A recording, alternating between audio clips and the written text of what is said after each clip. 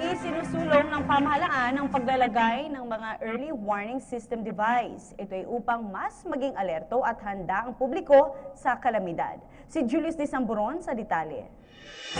Dahil sa mabago-bagong panahon, tila ba'y dumadalas ang malalakas na pagbuhos ng ulan at kaakibat nito ay pagbaha. Kaya dapat na nga daw matuto ang lahat na maging alerto at handa. Sa ganyang tema, itinuro ng Department of Science and Technology sa mga taga-Region 11 ang tamang hakbang at kaalaman kapag may sakuna. At bukod sa dapat may pagtutulungan at pagkakaisa sa mga residente at komunidad ng isang flood-prone area, ay isa din sa tinarget ng pamahalaan ang pagsusulong at paglalagay ng mga early warning system devices. Ayon sa Pag-asa, sa tulong ng mga bagong kagamitang ito, mabilis na malalaman ng isang lugar ang babala at kung marapat na bang lumikas sa mga matataas o ligtas na lugar. Pasok sa DUS project ang mga automatic rain gauge, water level sensors at local flood warning monitoring system. Itong mga recommendations na ito, kailangan gamitin, i-harmonize ninyo sa inyong system, then ang importante, protektahan nyo.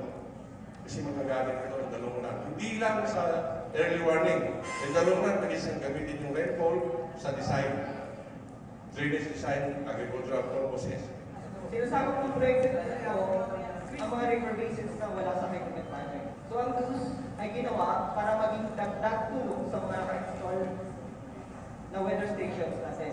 Sa datos, maituturing ang 40% water level bilang awareness para sa mga residente. Preparedness naman ang 60%, habang response ang 80% na maituturing ding nasa critical level. Diin ngayon ng Office of the Civil Defense kaakibat ng mga gamit na iyan ang training at dry run. Nabuo din ang suwestyon na bukod sa mga earthquake drills, dapat ugaliin ding magsagawa ng mga flood drills. May responsibilidad din ang bawat lokal na pamahalaan para sa maagap na responde, gaya ng Davao City na anumang oras handa sa tulong ng kanilang 911 rescue teams. Nakipag-ugnayan din ang mga barangay na sakop ng rehiyon na nasa mabababang lugar para sa paglalagay ng mga warning devices na ito. Para sa PTV News, Julius de Samburon, Davao City.